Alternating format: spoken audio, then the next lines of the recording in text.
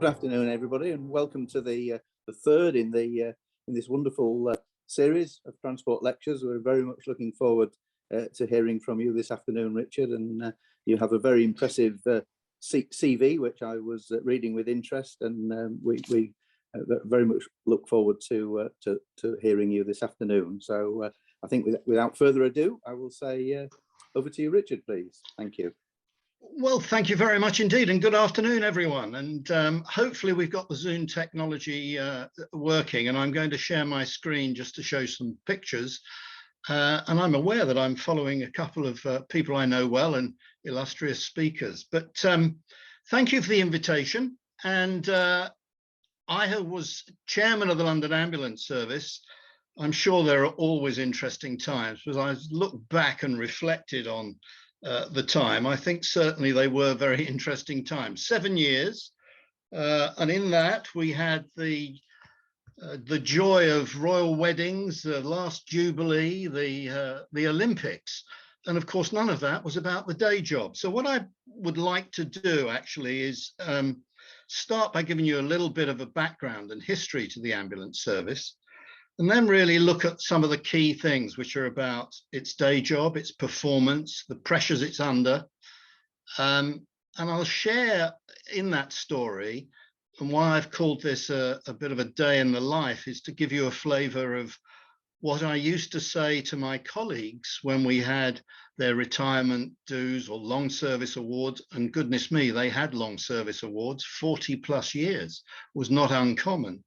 With people going back to stories of the Croydon rail crash and things like that. But I thought I'd share with you some of the things that come up as calls on a daily basis, a way of illustrating what a day in the life for the London Ambulance Service is and can be, and which from many perspectives would be seen as an extraordinary day at work by many of us. I would first say that it's some while since I've been, in the chair, and I don't intend to speak to the ambulance service as it now is, other than using some of the statistics. But what I would say is what a great privilege it was to be the head of that organisation over several years, and it brought London to life in a way that was extraordinary. So, what about a little bit of history? Now, I might start sharing my screen here. Okay, so you see a day in the life, London Ambulance Service and Reflections is what I've called it. But we live in very good times, ladies and gentlemen, because imagine that this actually was the world of the ambulance service back at the beginning of the 20th century. A confident start, this is where it started. And that was... It moved on, technology got a bit better in the horse-drawn years, actually, which were around the time of just before and around the time of the First World War. And then we moved on to this, the white heat, I've called it, of 1960s technology. The white heat, a famous phrase of Harold Wilson at the time. Now, I'm not sure whether this ambulance is the exact one. It may well be. This was taken from the museum that we had of ambulance vehicles and various paraphernalia. Why I mention it is when I sought to relocate the ambulances in our historic collection, the only one that various museums were interested in, it's an interesting transport perspective, ladies and gentlemen, was this one or one like it, which was the ambulance that took Jimi Hendrix to hospital on his sad demise in the 1960s, 1970s. However, I think we've lost many of the historic vehicles now. But look, life moved on, and we went from what was very much an ambulance service under the way it was described as scoop and run into what is now a mobile healthcare provider and a real entry point into the primary care network and an essential part of the emergency medical response of the NHS service. In addition to the day job, of course, the ambulance service deals with many events. You'll see there the royal wedding, the top right are the riots in 2011. And I remember sitting at home watching the news like many of us did. looking at the terrible things that were going on in Croydon in particular. And then onto my TV came an ambulance, and I realized it was actually one of my ambulances. And as chairman of the ambulance service, I obviously saw the deployment of the team. I, at that point, separated my news watching from my actual role as chairman of the ambulance service. Top left was the Pope's visit. That's some time ago, but we had many other events. And of course, the day job in the bottom right-hand corner. And now, the ambulance service, the Mercedes ambulance of today. And actually, thanks to investment by the NHS just announced in recent times, during COVID times, of more than 36 million for capital expenditure, it's going to provide across the ambulance services in England new vehicles, 262 new vehicles, including for the first time some electric vehicles in terms of cars. And we shouldn't forget, it's not all about ambulances. This is an absolutely key part of the service, which is the control room where the calls are taken and where the whole process starts. And this now, aside from the early historic pictures I showed you, is how the ambulance service responds. And I'll cover this in a little more detail. Yes, ambulances. We provide paramedics to the air ambulance based at the Royal London Hospital, cars, motorbikes, and that bottom right corner is actually something that was an innovation of the ambulance service back in the early 2000s, which was the cycle paramedics. And I saw recently that they're getting back on the street and are able to operate again as we come, hopefully, towards some closing times of the pandemic. In the middle is actually a key part of the service where they deal with calls on the phone and give advice on the phone by advanced paramedics advising people who ring up. So those are the 6 ways in which hear and treat, which is one of the responses, see and treat, including ambulance, car, bicycle, and motorbike, and see, treat, and convey, which brings in, obviously, I've already referred to the ambulance and the air ambulance. The air ambulance is a separate charity, by the way.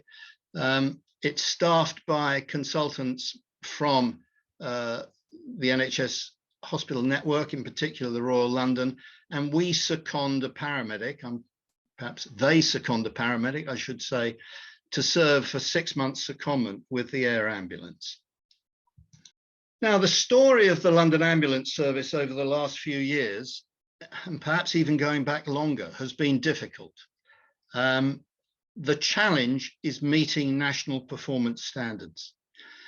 It is the largest ambulance service in the UK, measured not by geography, because its geography is just within the M25, but it is the only part of the NHS which covers all London. So it has that defining characteristic as part of the NHS. But it's the largest in terms of call volumes and the number of patients. And what I show you here goes back to my years. The pressure that we have been under for years is the ability to respond to the service standards set by the NHS. And for many years, these were best defined and simplified like this. Cat A, life-threatening calls, Cat B, emergency calls, where we had to respond and be with the patient within 8 minutes of receiving that call, or 19 minutes in the cases of those that were deemed less life-threatening. Now, these were very broad definitions. In 2008, they made a change, which was that the measurement started from when the call hit the switchboard. So if you didn't answer the call within 5 seconds or 10 seconds, you were eating into your 8-minute response time. And there was an unintended consequence of that, of the tightening and significant tightening of the performance standards.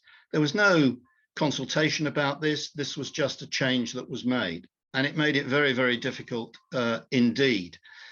And of course, meeting those standards in a world of increasing demand, and that is another feature of the ambulance service, as year after year, the call volumes have increased by 10, 11%. And the only response to that is essentially productivity or increasing resourcing. And you can simplify the challenge to this transport requirement. As demand increases, we either increase resources to meet it, to hit static service standards, which they are, or we improve productivity. And in a way, it's a mix of those two things. Now, one of the other histories of the ambulance service is the continual context of reform within the NHS. And the pressure we were under was under productivity. The ability to send less vehicles to every single incident, but if it was life-threatening and in order to hit 8 minutes, you had to perhaps send more than one resource to get there. Think of London in the last 10 years with all the roadworks, all the congestion, the introduction of cycle lanes. None of that was taken into account to help us mitigate the challenge of getting there within 8 minutes. However, starting in 2015, there was underway a review of these particular response times, which I'll come to again in a moment. But I want to, with those response times, give you a flavor of a day in the life. You may remember 2013, there was an incident involving a soldier in Woolwich, Lee Rigby. The call came in an ordinary day in that control room I've shown you for what was reported as a knife incident. Now, knife incidents were on the increase massively. In fact, you might be surprised to know that by 2020, more than 12,000 knife incidents took place in London in a year. It went from being, you know, a relatively rare event to actually a consistent event. Monday afternoon, when the schools came out, we stood ready to attend our first knife incident. But this call came in as a knife incident. Crews were dispatched, the police were already on scene. What confronted them was truly horrific. The perpetrators were there. Lee Rigby was dying on the ground, and the perpetrators, one of whom had been shot and wounded by the police. There was nothing that could be done to save Lee Rigby. However, the two perpetrators had to be tended by the ambulance crews and put into two separate ambulances and taken to hospital. That sort of event leaves a mark on somebody. And obviously, subsequently, they had to appear at the inquest and justify their actions, as there is always a follow-up to that type of event. A day in the life. And all this day in the life takes place in the difficult public sector context of austerity in the 2010 and through to, more recent period. Difficulty over funding, pay restraint, increase in demand, and what I will cover as a professional skills shortage. Now, those performance standards were evolved and changed to what exists now. Life-threatening only. And one of the reasons for it was on those first category A standards, often the crews would get there and find that it wasn't a life-threatening emergency. There had not been time to triage the call to define precisely what the requirement was. If you can imagine, 8 minutes and you have to get there, there's not a lot of time to have a conversation with the patient as to exactly precisely what was wrong. So new response times were introduced in 2017 following a trial. And this has had a significant effect on performance. London has gone from being struggling with performance to being the best performing Cat 1 7-minute ambulance service in the country. And it has, in a sense, relieved some of the pressure that was due to those original performance standards with these new standards and a more, I should say, thorough triage system, so the right response can be sent to the right call. So let me give you another day in the life story. This one rolls forward a little bit. I was out on an ambulance day. I used to spend days with the crews, and we ended up visiting our Isleworth station. There I found two crew members who were having a cup of tea. It was 10:30 in the morning, and they almost felt they had to put the tea down, get back in the vehicle and get back on the road. It summed up this culture of pressure. Get out on the road, green up for your next call. However, they said, we're just having a breather because we've been to a rather distressing incident. This was the incident where a body fell from the undercarriage of an aircraft going into Heathrow and landed on a building in Richmond. They had been out to attend that and deal with the unfortunate victim. And understandably, I won't describe it too much, it was a fairly messy business, and they felt they needed a breather to do the remainder of their shift, another probably 6 hours. When I talked to them about this and put them at their ease, they said, well, it's not unusual for us. This isn't the first body that we've had to deal with that's fallen from aircraft going into Heathrow. And indeed, there was another in 2015 and another in 2019. On this particular incident, a few years before, there were two people hiding in the well of the aircraft, in the wheel well of the aircraft, one of whom survived, but this particular individual didn't. A day in the life, an ordinary day, actually, in the life. The other pressure that came about in 2012 was pressure on resourcing.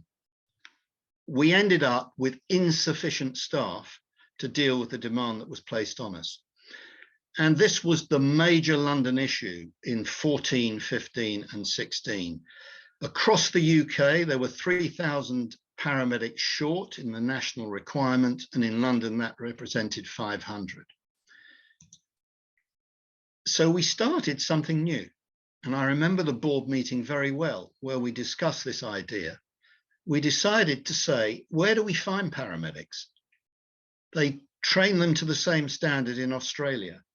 And so we sent people over to Australia to see whether we could run a recruitment campaign in Australia in 2014. And indeed, we brought in 175 paramedics from Australia in 2014, and you'll see there more in 2015. And that process has continued with nearly 500 paramedics now serving in the London Ambulance Service, joined by people from New Zealand and Poland, because those locations, Australia and New Zealand, had compatible training and compatible qualifications, which meant that they were qualified here. We had a slight hiccup with we couldn't get them visas, but in the end, that was sorted out. And that has been absolutely crucial to dealing with demand and managing to restore the performance of the London Ambulance Service. Now, I'm aware of my time, because the next thing I wanted to cover was IT renewal. During this period of 14, 15 and 16, and it is there once again, there was a need to renew our IT system. Now, the history of the ambulance service has a very difficult background in this. If you Googled the London Ambulance Service, it came up with the disaster of 1992 and the business case studies that were written about the failed implementation of the computer system then. It replaced a manual system. But we had to replace the call handling system because capacity was no longer adequate to deal with the rising demand. So we commissioned a system after a process from Northrop Grumman and their command point system. And this was a major, major project. It involved replacing all of the call handling system, all of the dispatch and allocation system, and all of the triage system for assessing each and every call. It was a struggle. And we had an implementation deadline in 2012, which was called the Olympics. So we get to February, March 2012 and realize we can't implement our original deadline for changing the system. So we are going to continue and go on till April and May in particular. Now, the Olympics are in August. We have been planning for the Olympics since 2008 as part of a major planning system in London. And we had to make the decision as to whether we deferred replacing the system till well after the Olympics or replaced it. That decision fell to me, obviously supported with advice. In the end, I decided to go ahead because we had built up such a momentum and such a momentum of training that we were never going to be as ready to implement as we were at that moment. By delaying it, we risked having to redo everything at much greater length later and not getting people so trained and ready to do it. So we took a deep breath and replaced the computer system 2 months before going live for the Olympics. I'm pleased to say it was successful. Now, I've given you 2 examples of a day in the life. I'm going to give you one more, and that is a lady, or I'm going to give you 2 examples of a faller. This is a high category of calls in the ambulance service, elderly fallers. I went to a care home in London with the crew where the call had come in that a lady had fallen off the chair while she was working at her desk. She had a nice care home apartment and she had 2 care home staff who were there cleaning her apartment. They left her on the floor because they weren't insured to pick her up and put her back on the chair. That had to be done by the ambulance crew. So we dispatch an ambulance, 2 qualified paramedics to go along and pick a lady up off the floor and put her back on the chair. Sometimes care homes don't carry the insurance that enables them to do that, and therefore they don't do it. I have to say, I found that quite a surprise and a not good use of resource. Then another faller, a lady who fell down her stairs living on her own in Richmond. The crew went along and she had been in distress for some time. The family were there. One of the aspects of productivity is the length of time you spend on a call. We were there for over 2.5 hours against a requirement of some 60 to 80 minutes as the standard, because there was no option of what to do with her. She couldn't go into hospital. She couldn't go to any family. She couldn't be left on her own, and there was no care home space. So we were left with a decision of a patient that we couldn't actually give the right support to, and that's not an uncommon situation either. Another aspect of a day in the life. So I don't know how I've done on timing, but I want to finish with something that explains why we had a resource problem. And that was because of the Olympics. In 2012, we'd been working on the Olympics, as I said, since 2008. And once we got through the Olympics, we suffered a large loss of colleagues. The chief executive, the deputy chief executive, the manager who'd managed the project to get us through the Olympics. Dozens of paramedics decided they'd had enough of London. They'd had the excitement of being involved in the Olympics. There was a national shortage. There were plenty of jobs elsewhere, and they decided to go and take those jobs. I called it at the time an escape to the country. Less pressure, at least that's what they thought, in places like Southwest Ambulance Service, Southeast Coast Ambulance Service. We were all competing for this limited resource. And that remains the challenge now, because during the part of these evolutions of the ambulance service in the NHS, paramedics have become a degree-based qualification like nursing, and therefore we just couldn't turn the tap on of trained people quick enough, hence our move to Australia. But nobody expected the dip that we suffered in the months and the subsequent years of the Olympics. And that got us into real difficulty over the subsequent 2 years, leading to not being successful with the replacement chief executive, a CQC report, which put us into special measures, and the ambulance service hit rock bottom. Brilliantly, it's climbed back to being a top performing ambulance service because it needed the special measures to break it out of a cycle of not being able to cope with demand and fixed service standards. And if you didn't meet your service standard, you got fined. And if you got fined, you had less money to pay for resource to solve the problem.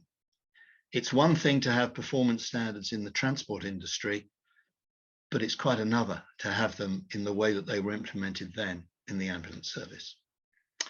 I shall stop there. Hopefully I've not overrun 20 minutes. It was only ever going to be a flavour and an introduction to what life in this brilliant service that does such a good job looking after us all as part of the NHS. And as I said, it was a privilege to be involved.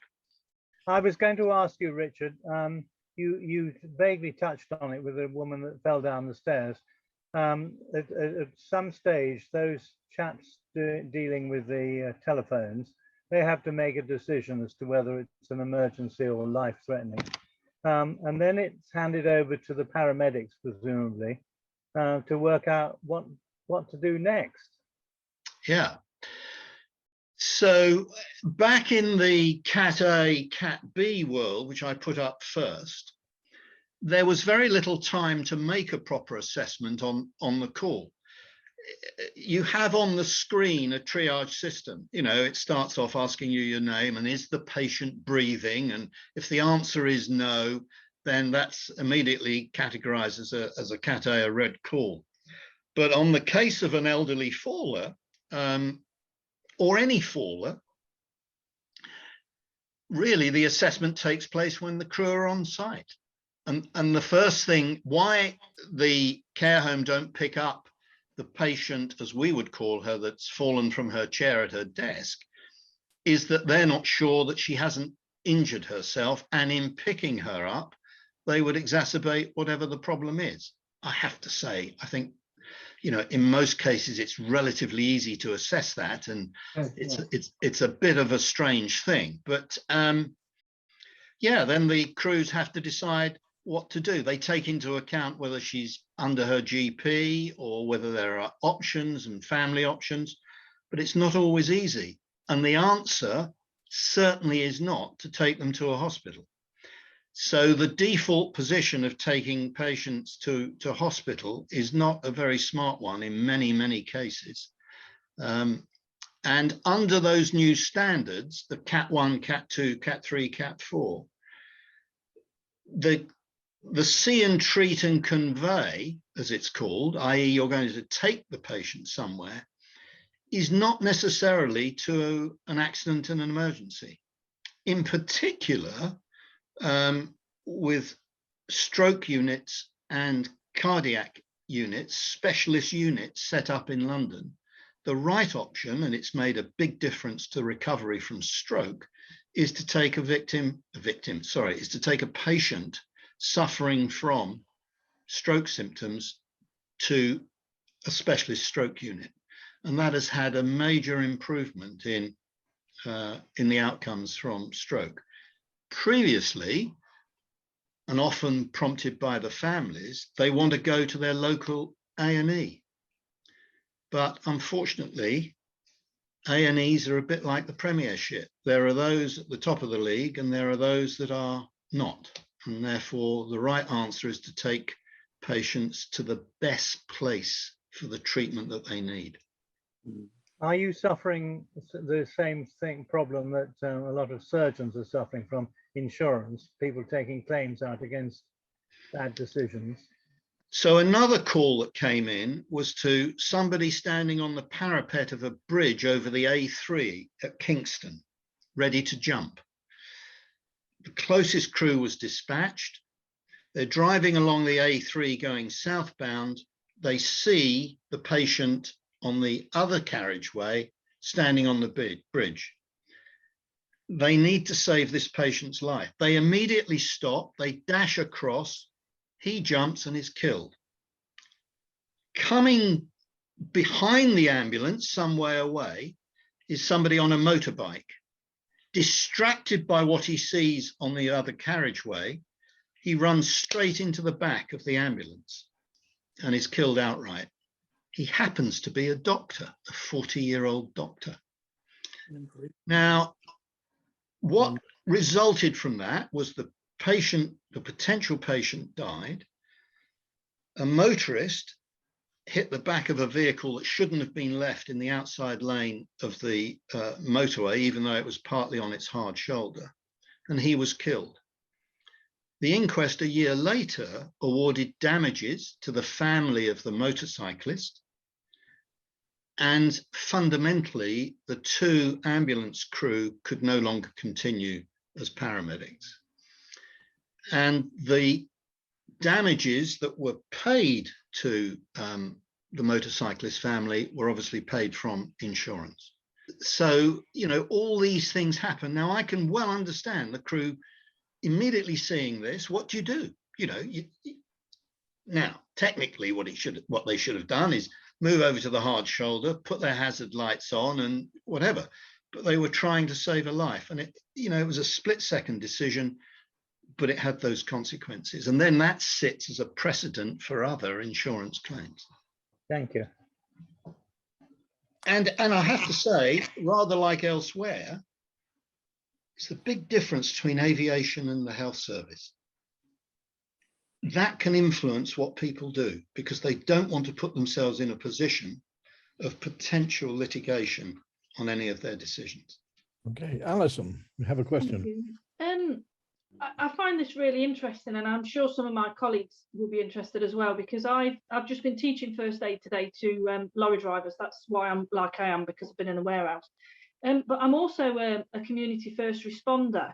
So I work with your paramedics, which are absolutely phenomenal. It does worry me, though, that as a responder, and I don't do as many hours as some of my friends, that we're sort of backing up. We are another set of hands, really. We're not paramedics by any stretch of the imagination. But there is such a shortage everywhere. I mean, I'm in Derbyshire, and we're lucky if we've got one ambulance in our Belper site, and we've got a small cottage hospital there. We're lucky if we've got one. We're fortunate in Belper that we've got 4 responders. So we are lucky that one or the other of us will be on call. But the other night I had a neighbour that messaged me and said, please could I talk to you at 10 o'clock? And they got a child who was 8, struggling with breathing, and it was 6 hours for an ambulance. What do I do with him? Scoop him up, take him, don't risk it. You know, it's really difficult. It's really difficult. And I don't think they get paid enough. I don't think they're respected enough. I think what they have to deal with is unbelievable. From what I've seen, I've been called to hangings regularly in my local town. I'm voluntary, so I back off. So actually, the volunteers are absolutely key. So thank you for what you do. I mentioned the fact that there are about 5,800 staff in the London Ambulance Service as it currently is. It was a little over about 5,000 in my time. But that rises to 8,000 if you take into account the volunteers. So, you know, one of the things I mentioned was, how do you meet static performance standards? And it's about level of resourcing and productivity. One of the issues we had was utilization was often above 80%. Now this is a classic issue for all transport related or supply chain related service. Once your utilization gets to that level, you're going to struggle to maintain high average standards, unless it's tailored, as you can tailor it on daily demand and one thing or another. But this is variable demand. And if you're operating at over 80%, you will regularly not be able to meet your target, either within the day or within the week or on a longer time frame. Because at that level of productivity, it is unlikely you will have an available resource to send to the next challenge that comes in. So the only way you can drive down utilization is in exactly the same way. You need to drive up productivity, or you need to add resource. It's not a very complicated algorithm. However, it has an unexpected, and we suffer from this consequence, and that is management style. It was a fairly direct, uncompromising management style. I used to have to report performance every week to the Cabinet Office when we got into difficulty. That translates right down to the system, to those colleagues at Isleworth who've just had to pick a body frozen off of the roof of a building, into making them feel awkward that I've found them having a cup of tea. Because we were forever pushing our crews to green up. As soon as you get rid of one patient, you green up to say you're available for the next. And this was a pretty relentless way of working. And, you know, people are human. They would find ways around it. They would delay greening up. So we knew there was more capacity available in productivity, but the management style to get to it ended up turning a lot of the workforce against their management. And the team that have been there in the last few years have done a terrific job with a bit more flexibility available to them to get back to managing in a more considered way.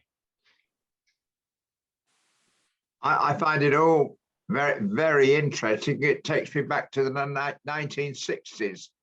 And we dealt with a guy by the name of Wally Palmer, who was looking after the specification of ambulances. They were built down in Folkestone. Yeah. And the chassis went in, and the body was made a left-hand side in fiberglass and a right-hand side, and the two were then put together on the chassis and joined down the middle. And he came to see us, and we were making lifts, and he was worried about getting people either on a walking stick or, as you say, in a wheelchair into his ambulance. And what we did, we designed and made a lift that went inside the ambulance, filled the last part of the floor, probably about 2 feet deep, and it raised up so you could walk into the ambulance and then be raised up and be at floor level. Then I suggested it was made like a book so that the platform could be folded over and it would take a wheelchair. We made hundreds of those, and we made them complete. And after about 2 months, Wally said, one of the things that would make it perfection is if you could galvanize it, because you're under the floor. So we galvanized the lifts, and we must have made 1,000 of them for the ambulance service with Wally Peters, and we had a great relationship, and we supplied the lifts every week. A whole truckload went down, and then they got bolted on down in Folkestone, and then they put the body on and completed the ambulance. But we were very proud of that. It was a unique product that we only ever served to the London Ambulance Service.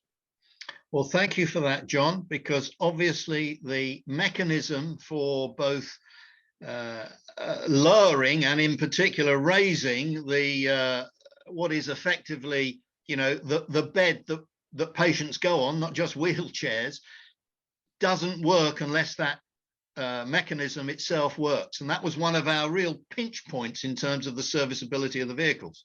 Really? Because, yeah, I mean, it was very serviceable, but occasionally you would get a problem and the crew would get stuck because they couldn't get the lift to work. So we had all those transport issues, you know, that you would get in any organization. Yeah. But obviously the consequences were slightly different. Yeah. And you, Clive? Yes. Yes, well, in a sense, leading from that, Richard, I spent a number of years in vehicle design, postgraduate research at the Royal College of Art. And one of the things we did, and I'm looking at some of the material that I published on it at the time, we engaged in an exercise over a number of years, which included the London Ambulance Service, Imperial College, University of West of England, and so on, to improve the emergency ambulance. And this brings me to the productivity point. The thing we learned then was that really one of the things that matters very seriously to the service and to the paramedics is that space which you call an ambulance, because it's effectively a mobile treatment centre. I've not been involved for the last 3 or 4 years. Did we ever get to the point where we established that long evolving design to the satisfaction of the service? Well, that's a very good question. And I remember that exercise rather well, a design exercise. I mean, I think this is going back to about 2014, 2015 from memory. Got the books here. Yeah. And I was very keen to see us progress that because at the time we were replacing old ambulances with newer ambulances, typical Mercedes chassis and a box. But there was no agreement on the standard specification for an ambulance. And by the way, there still isn't. So each ambulance service had its own view as to what vehicle they would like. And we ended up with our vehicles not having a door between the cab, the driving cab, and the ambulance itself, whereas other ambulance services didn't want any access to the driving compartment. And so we had this great debate that we couldn't get a single specification for an ambulance agreed between what are 10 ambulance trusts in England. And then you've got Scotland, Wales, and Northern Ireland. So I don't, from recollection, recall that proposal was developed and taken on board. That's a shame, because I remember when it started, we were told that there were, in fact, 43 different ambulance designs across the UK.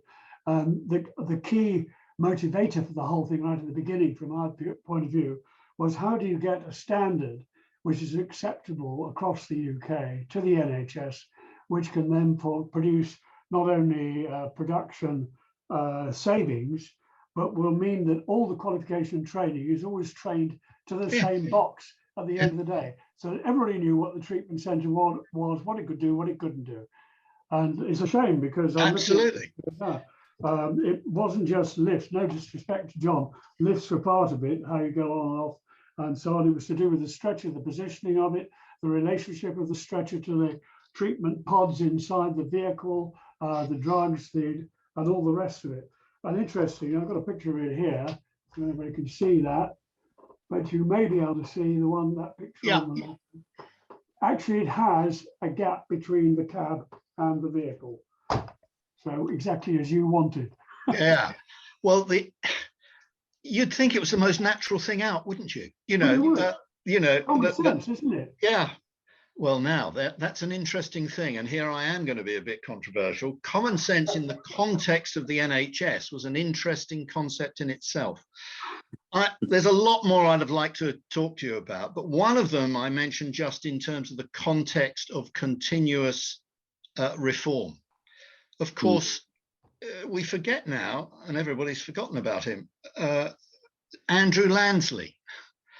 Now, Andrew Lansley was the Secretary of State for Health in Cameron's first government.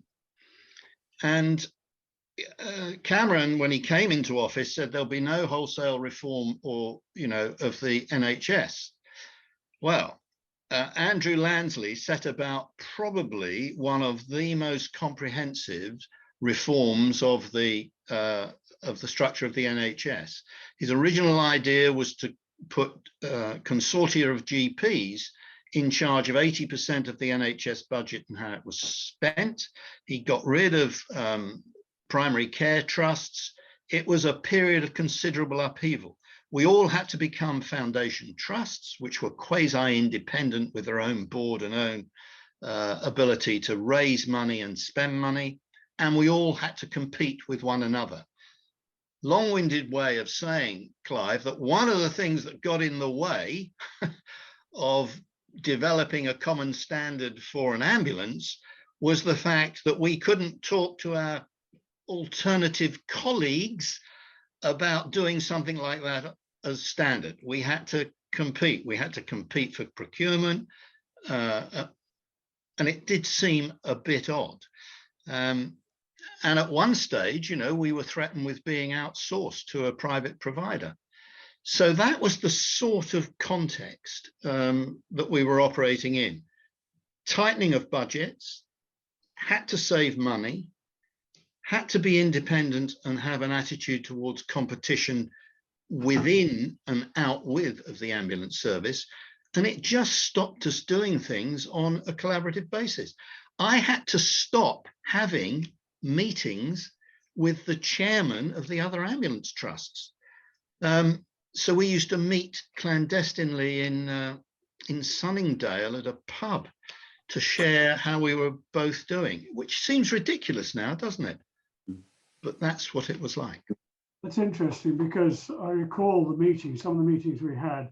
I remember one meeting, I can see it in my mind's eye. There were 18 people around the table, and 11 of them were each from a different trust. And at that meeting, they all agreed the basic principles. So it just shows you that it's the top-down interference that is the problem. I agree with you. You know, mind you, I've always thought that about vehicles and transport. To ask the people that actually really do the job with them.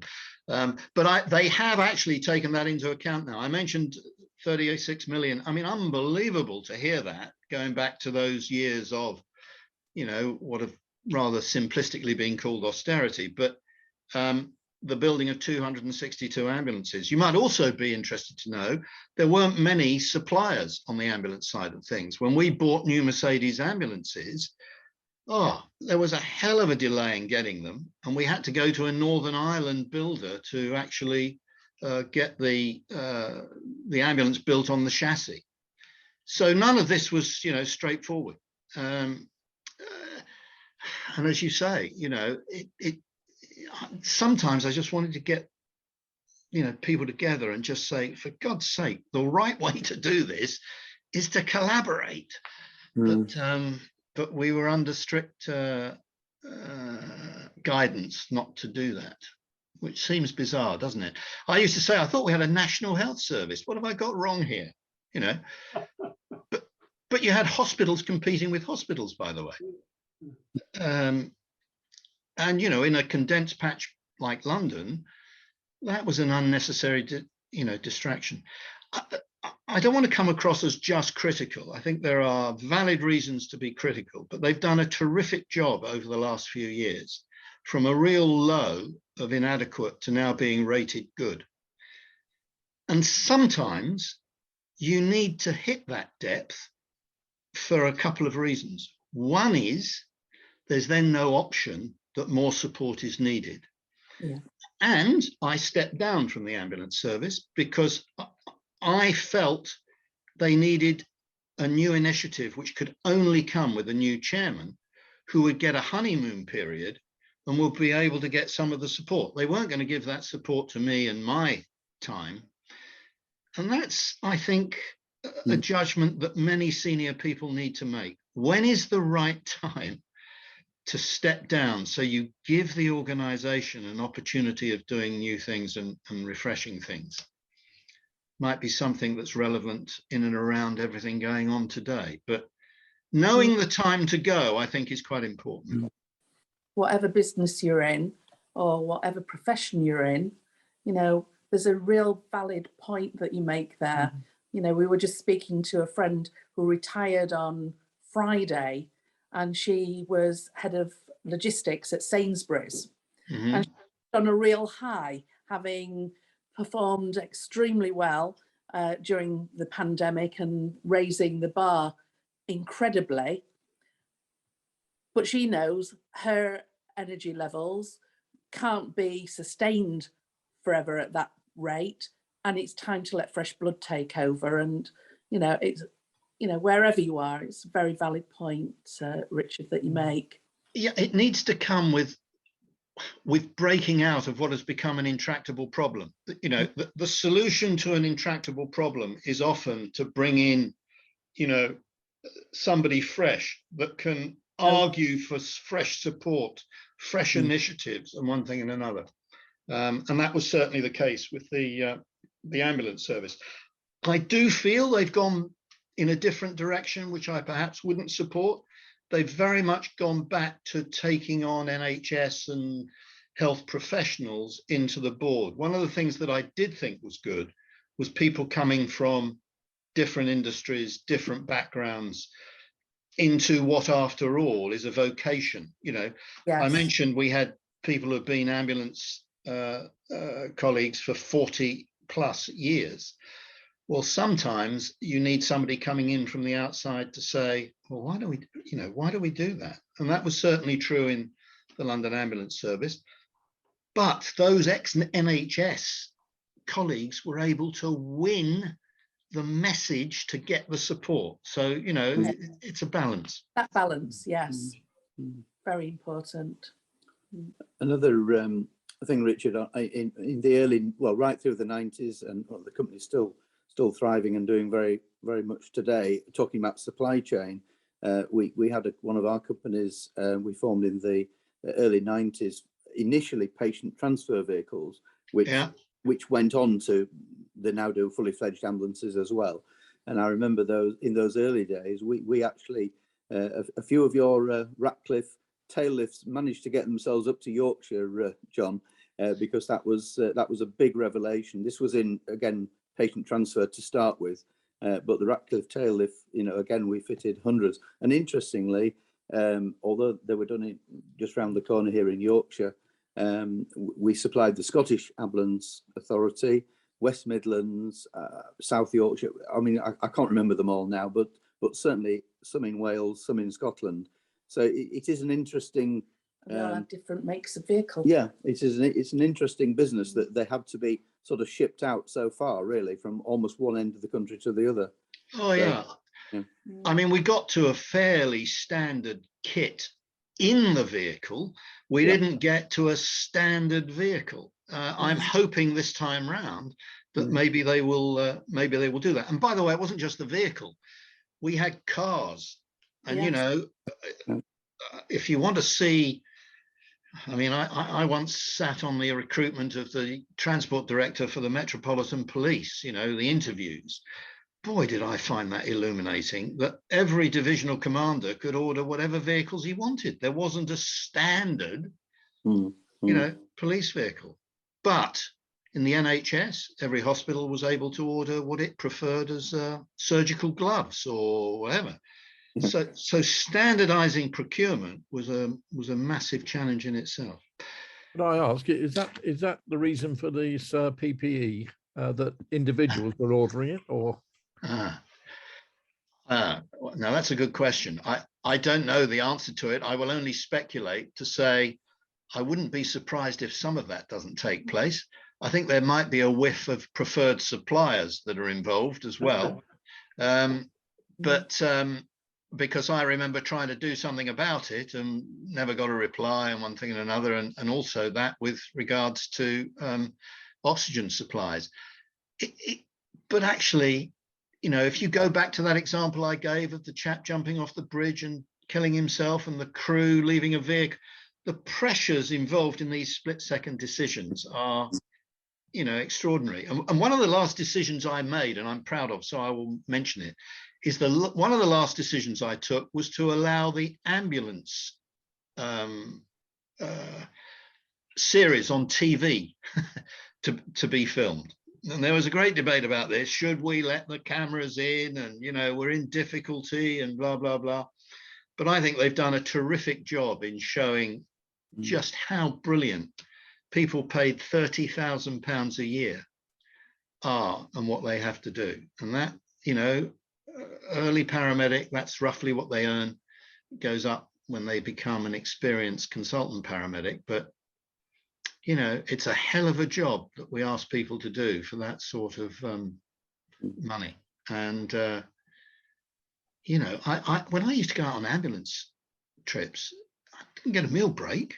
So, you know, No. How naive was I the first time round? I didn't take anything with me to eat on the 12-hour shift. They would just continue. So it was a really pressured environment. And yet when they were with a patient, they were just brilliant, brilliant.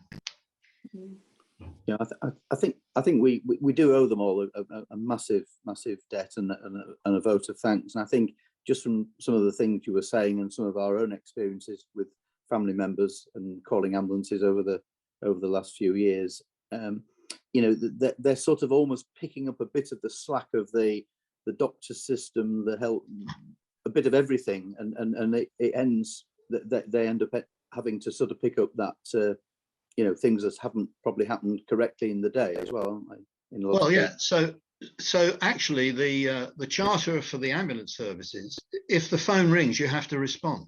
Yeah. And one of the challenges we had was deciding not to go to the patient, but you could deal with the patient on the phone. Now, that was thought at times to be outside the remit of the ambulance service, where the commitment was, if it was a 999 call, you would go to the patient. And I remember having this chat with my GP when I went to the surgery and it said Dr. Brown is on sabbatical, and therefore we don't have any appointments available with him. And I used to say, hang on a minute.